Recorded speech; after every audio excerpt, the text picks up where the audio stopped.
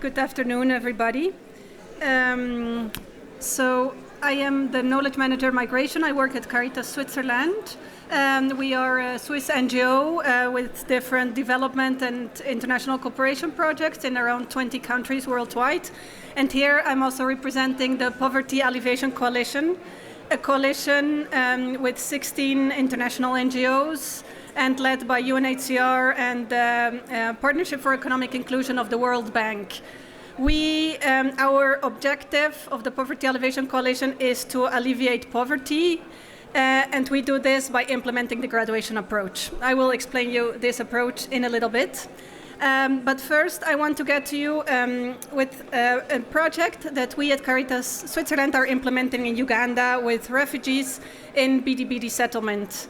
Bidi settlement is a refugee settlement in the north of the country, and it's hosted by 250,000 of refugees from South Sudan. That is bigger than the city of Geneva.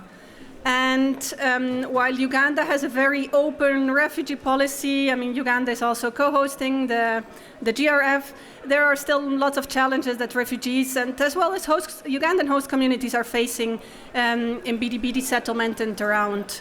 There is lots of poverty, there is a high food insecurity,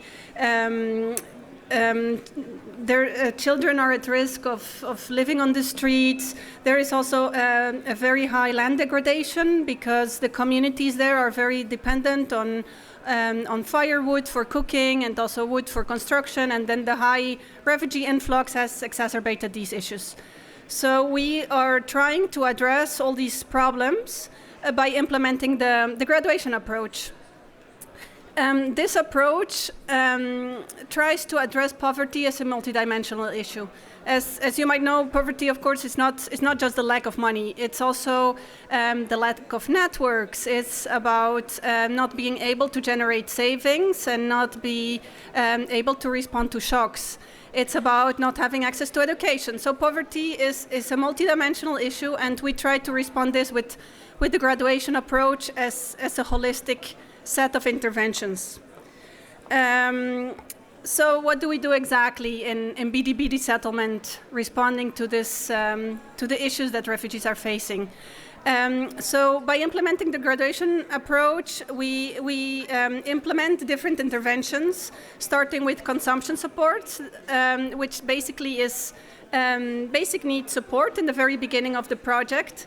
With this, our aim is to stabilize the households and give them the opportunity to participate fully in the project without having to resort to negative coping mechanisms such as child labor, for example. And we provide them with this money for a couple of months until they can generate their own income. This is complemented with other interventions. We provide them with different trainings, for example, with life skills trainings on gender, on nutrition, on hygiene. For instance, we support the refugee communities in setting up kitchen gardens and growing their own vegetables, which also contributes to an improved food security. We also provide them with trainings on business skills, on entrepreneurship, on financial literacy, which then they can implement when they start an own business and get their regular income, which is also our main objective of this project. Another intervention, as I mentioned, a big problem of exiting poverty is the lack of savings. People are not prepared to shocks.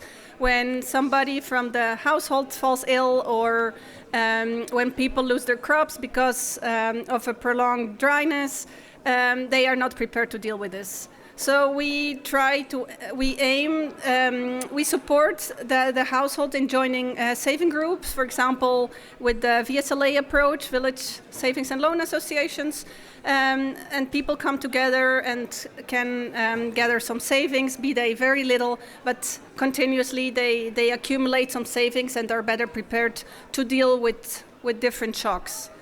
All these different interventions are accompanied with a coaching. We have coaches that accompany households at their places, accompany them in their livelihood program, empower them, and also support them in all these activities, and refer them to specialized services, be there legal support or services addressing gender-based violence, depending on their different needs.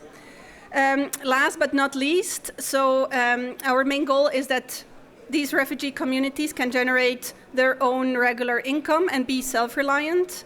And for this, we give them a seed grant with which they can start an own business. And this they can do based on the knowledge gathered before, and of course they are accompanied by the coaches. In this case of BDBD settlement, it's not just a basic graduation approach like I explained now. That's basically this graduation approach with these different interventions, but we complement this with also an environmental component, providing them also with trainings on environmental degradation. We support particularly businesses that are green, for example, apiculture or other green businesses, and we support also the municipalities in developing community environmental protection plans. Additionally, also child protection is a very important component to avoid children from being on the streets. With the income generated, families can pay the schools, and children can attend schools.